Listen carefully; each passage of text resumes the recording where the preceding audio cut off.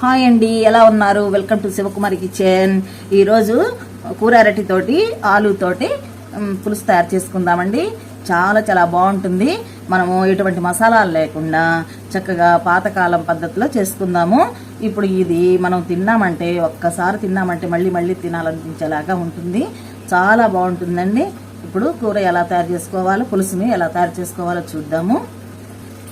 ఇప్పుడు నేను ఈ కూర అరటి ఒకటి తీసుకున్నాను, ఆలు ఒకటి తీసుకున్నాను.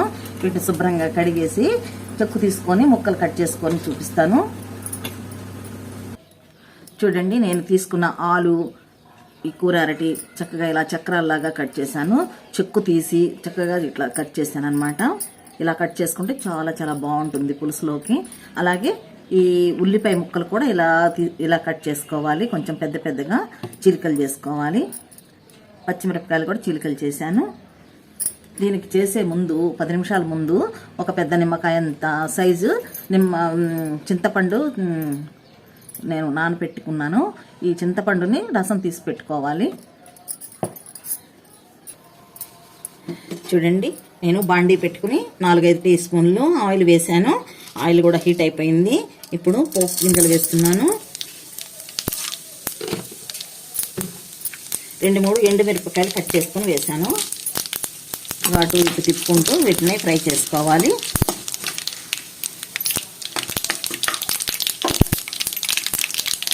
ఇప్పుడు కట్ చేసి పెట్టుకున్న ఉల్లిపాయ ముక్కలను వేస్తున్నానండి. అలాగే పచ్చిమిరపకాయ ముక్కలు కూడా వేస్తున్నాను.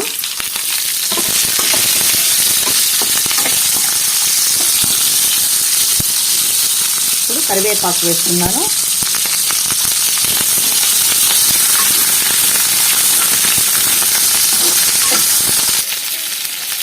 కొంచెం పసుపు వేసుకోవాలి. అలాగే 1 స్పూను ఇంగు వేస్తున్నాను. అటు ఇటు తిప్పుకుంటే కొంచెం ఫ్రై చేసుకోవాలి. ఇప్పుడు ఫ్రై అయిపోయాయండి ఉల్లిపాయ, పచ్చిమిరపకాయ ఇవన్నీ కూడా. ఇప్పుడు అరటికాయ ముక్కలు, ఆలు ముక్కలు వేసేస్తున్నాను.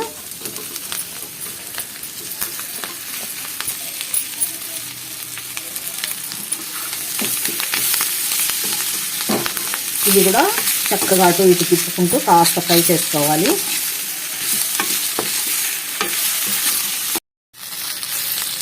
చూడండి, అరటికాయ ముక్కలు, ఆలు ముక్కలు చక్కగా కొంచెం మగ్గిపోయాయి.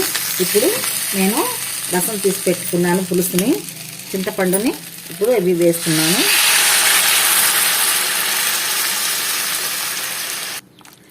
చూడండి, చక్కగా నేను చింతపండుని పులుసు తయారు చేసి వేసాను ఇందులో.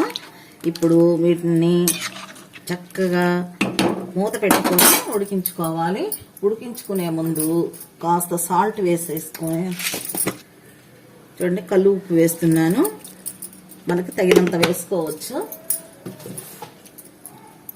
అలాగే 1/2 స్పూను మెంతి పొడి వేస్తున్నాను. చూడండి, కొంచెం బెల్లం, దీనికి తగినంతగా బెల్లం వేస్తున్నాను. మనకి ఎక్కువ తీపి కావాలనుకుంటే కొంచెం ఎక్కువ వేసుకోవచ్చు.